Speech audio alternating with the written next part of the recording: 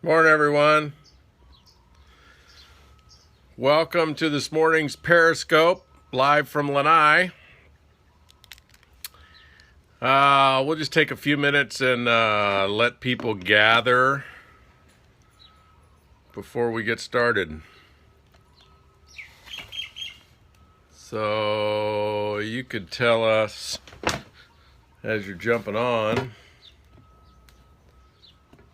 where you're from,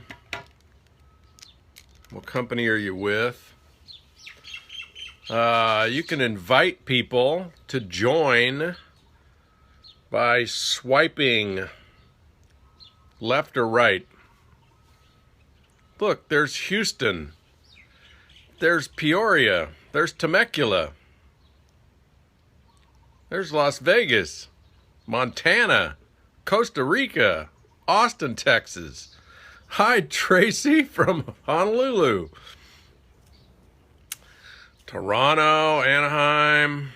Thank you, Ken Williams, for sharing on Facebook and inviting people to join. Hello, Isabella Costa. There's Dawn from Southern California with Vima. Scotland's on the line. Delaware's on the line.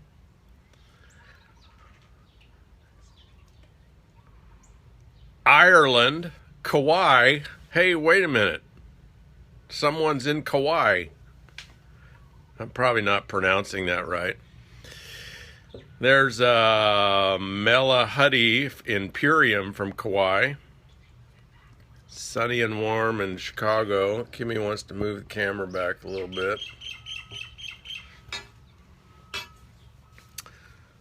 Look, there's a couple of ladies from Life Vantage in North Idaho. Miriam from Brazil. Young living in Maryland. Texas. Randy from Arkansas. Team National in Indiana. And look, the infamous Mark and Davine from Kauai. TheLazyNetworker.com.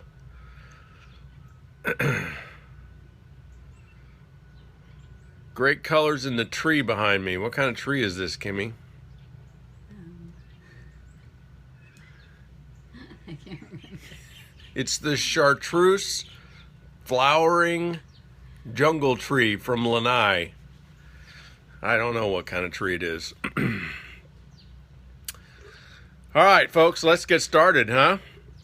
Thank you for joining us. This will be not a really long Periscope, but perhaps for some of us, the most important Periscope that you might study and pass on to people. Today we're going to talk about customers. So I'm going to tell you some things that have been said in our profession in the last 20, 30, 40 years. And I want you to guess who said these things. Things like customers don't matter. Things like, we could be selling toothpicks with this system and make a fortune.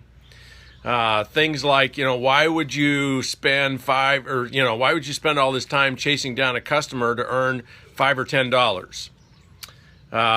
Who do you think might have said some of those things? Anybody come to mind? I'm talking about customers. Well, I'll give you a tip. I'm the one who have said some of those things in the last 40 years. And, my first 10 years of network marketing, that's kind of the way I saw the business. Customers didn't matter. It was a waste of time to chase down customers. Deliver product to somebody that might take an hour to earn $5 or $10. Customers didn't matter. And then I had a significant career-changing event happen about 30 years ago.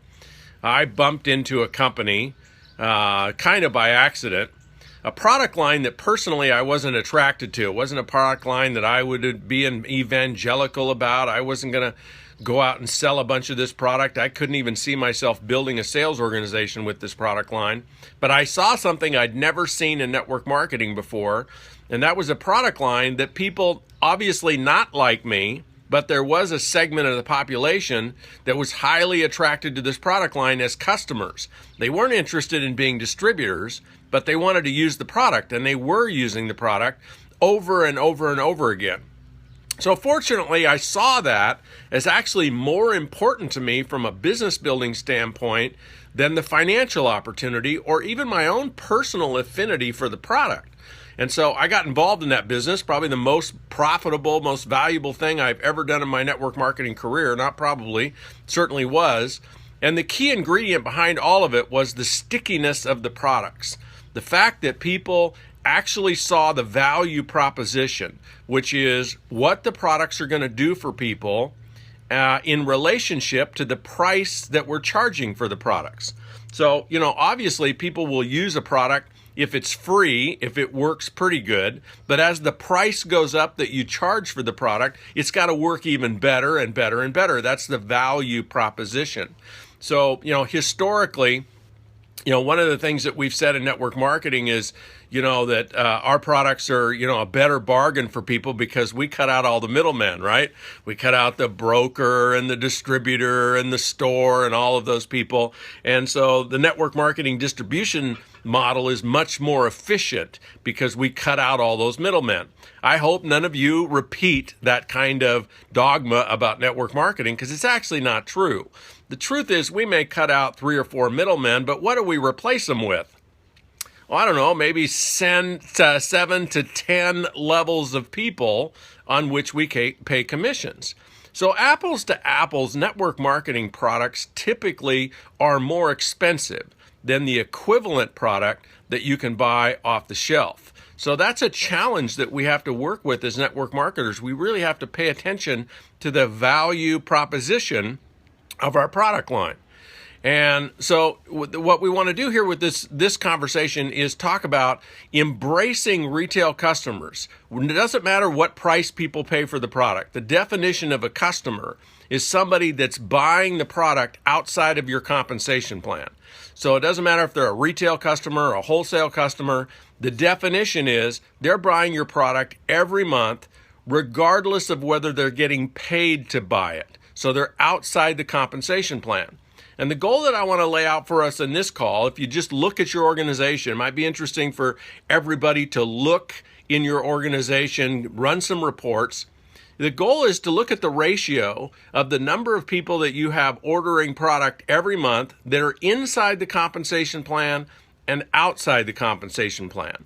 And the goal that I want us to look at here as a profession is starting with at least 1-to-1. So if you have 100 people that are buying the product outside the compensation plan, you got 100 people that are buying the product inside the compensation plan. That gives you a 1-to-1 ratio. Now, there's some companies in the network marketing space that have a 10-to-1 ratio. They have 10 customers that are buying the product, whether on auto ship or whenever they feel like it, for every distributor that's buying the product. And then there are some companies in our space that 100% of their volume is distributors buying the product. Everyone's a distributor. Nobody's actually a customer. So why is it important that we look at attracting and making a high mix of volume in our sales organization coming from customers? Well, let's look at some of the advantages of having customers. First and foremost, if you focus on customers, and I'm not suggesting that you focus on them exclusively, what I'm suggesting is that you add them to the mix of your marketing efforts and your business plan. If you add the customer volume to your mix, to your vision and your strategy, you're starting to deal with a different demographic than just those people who want to sell the product and then become customers as a result of selling the product. So you're attracting people who are not interested in network marketing. Imagine that. Imagine all the people who said, no, I hate network marketing. I don't want anything to do with network marketing. Well, you could actually get sales volume from those people because you're not asking them to be part of network marketing. So an advantage to having customers is you get into an entirely new demographic, which is actually much larger if you think about it. If you go interview 100 people, what percentage of those people want to be salespeople? for your product? What percentage of those people want to be network marketers? Well, gosh, it might be 5 or 10%. So what about the other 95%? How do you capture sales volume from the other 95%? Well, you have a product that has a great value proposition. What that means is, for the benefits that it provides people, it's worth it to them to pay the price that you're charging for the product. So just think about value proposition. Think about your product line and think about how could you increase the value proposition to people. Now, here's what I mean by value proposition. Some of you that might have been at GoPro in October might have seen Jordan Adler auction off a $100 bill to about 8,000 people. And his exercise was, who'll give me $50 for this $100 bill? Everybody raised their hand. Then he went to $100. Who'll give me $100 for this $100 bill? Everybody raised their hand. When he got to $150 and $200 for the $100 bill, most of the hands went down. Why would people give somebody $150 for a $100 bill? But then Jordan did something brilliant. He said, oh, by the way, I've had all of the speakers at GoPro sign this $100 bill. Now who'll give me $500 for it? All these hands shot up. So that's a value proposition. And one of the things that you're going to want to do with your product line is think about how can you increase the value and get more people to see, you know what, if you're charging $50 for it, I'm going to get $50 worth of benefits. And the upside to you is you're going to tap into a demographic that's 95% of what you're missing now. It's 10 times bigger than the demographic that if you're strictly wholesale, if you're strictly recruiting everyone, you're missing out on 95% of this demographic. Let me give you another advantage of having a big percentage of your sales volume come from customers. So think about your network marketing company, say, in the last 5 years. Have you had any turnover at the home office, like in the VP position or the CEO position, the president position, or maybe your favorite customer service representative? Had any turnover there? Have you had any turnover in the top ranks of the sales organization, like somebody left and went to a different company? Have you had any gossip about this sales leader versus that sales leader? Have you had any tension in the organization about whose training system we use, or who got to speak at the national convention, or who's favored in the company, or those kind of politics? Have you had any of that go on in your company at all? And notice how it impacts distributors. Notice how distributors get at the effect of everything that happens in the company. Who's doing what affects the mood of distributors, which of course then affects their sales volume. Now, how do customers respond to who the VP of sales is? Or what top distributor went to some other network marketing company? Or whose training system we're using? Or who got to speak at the national convention? How does that impact customers? Doesn't impact them at all. They don't care. They don't hear about it, number one. And two, if they did hear about it, they don't care. So customer volume is so much less fickle than distributor volume, because the only reason customers are ingrained in your product is because of the value of the product. They don't care anything about network marketing. They don't care who the fastest company is this month in network marketing. They don't care about any of that hype. They don't read any of those periodicals. They don't see any of those Facebook posts. They don't get the effect of any of that. So they become rock solid, stable volume for you, which is, I would think, what we're all looking for is residual income. And it ought to be what we're all looking for, because even if you're making $5,000 or $10,000 a month in your company, if it's from sales volume that you have to constantly replenish, you have to constantly recruit, all you really have is a job. The real advantage to network marketing is residual income, which means we build something in 4 or 5 or 6 or 7 years that if we want to, we can step away from, and that income keeps flowing every month. That's residual income. So if you're making $5,000 or $10,000 a month in residual income, that's an asset, that's a business worth a couple of $1 million. That's totally different than a job where you're having to replenish that sales volume every month. So there's a few points about the upside of having customers. Here's like a final one. If you're paying attention to the landscape legally in network marketing, the benchmark for customers is getting higher and higher. If your company ever gets looked at by a regulatory agency, that's one of the things that they're obviously now going to be looking for, is what percentage of your sales volume comes from people that are outside the compensation plan. How many customers do you have versus distributors? So you want to pay attention to that from a legal standpoint. Now, how many companies does that affect? Well, really very few. In order to get a regulator to look at your company, you got to really be doing some reckless things for a while. And most companies are not doing that. So the legal aspect is not the biggest reason to be doing this. The biggest reason to be doing this is you tap into a market that's 10 times bigger than you're tapping into now, and it's a super stable market that's not at the effect of all the competition and all the politics and all the drama in your company. So now let's talk about, how do you get customers? How do you get customers as opposed to distributors?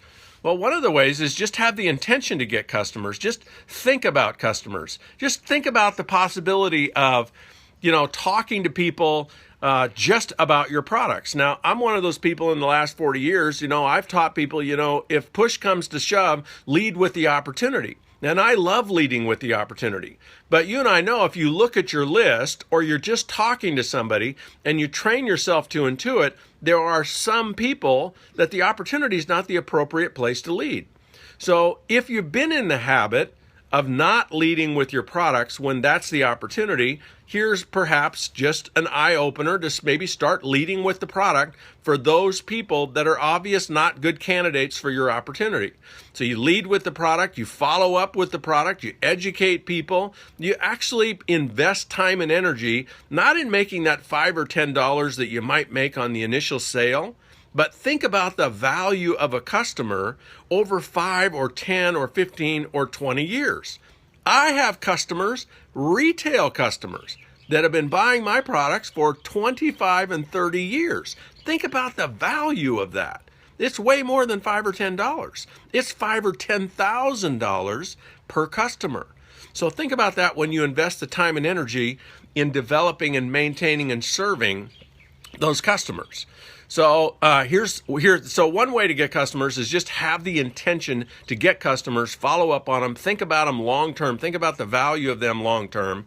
And then even for those people that you are focused on the opportunity, how many people do you approach people with the opportunity and they're not interested in network marketing, or they're not interested in selling, or they're not interested in being part of that whole thing? So how do you turn them into a customer? Well, we call it sponsor tailing. That's when you approach people with the opportunity, they say no to the opportunity, but in the process of presenting the opportunity, you've obviously presented the product, so you default them to becoming a customer. So you lead with the opportunity, they're not interested in the opportunity, but if you've packaged the product line with the opportunity as part of the package, then you can fall through with, hey, I get it, you're not interested in the opportunity, and how about the products? Can we talk about you becoming a customer and just staying a customer? So you can lead with the product, you can lead with the opportunity, and just follow through as though most were the most valuable thing that you could get from people. So what kind of ratio, what's the goal that we're looking for in getting these customers? Like I said earlier, the best ratio you could look for is 1-to-1. So if you've got one active customer, you got one active distributor.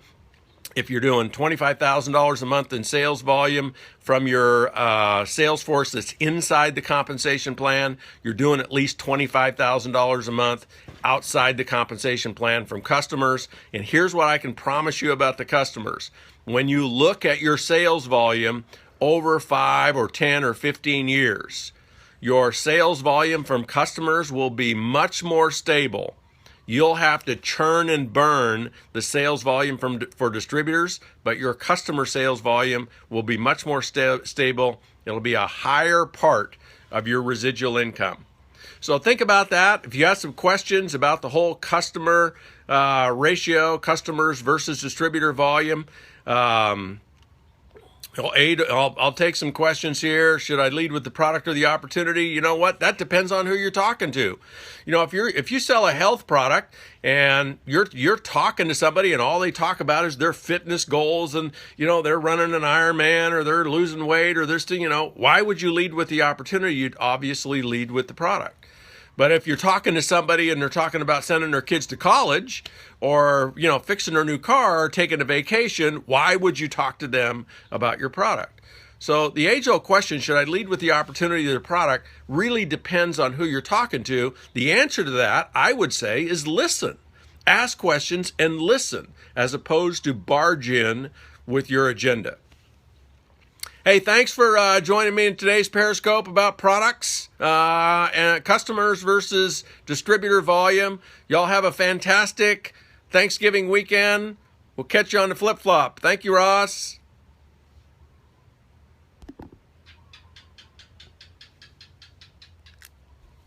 It's hot out here. Oh, I'm sorry, it's not hot where all of you are.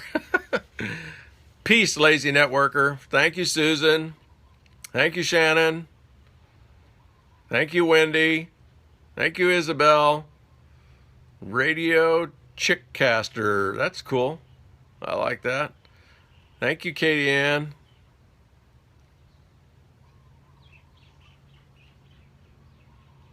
Thank you, Melody. Y'all have a great day.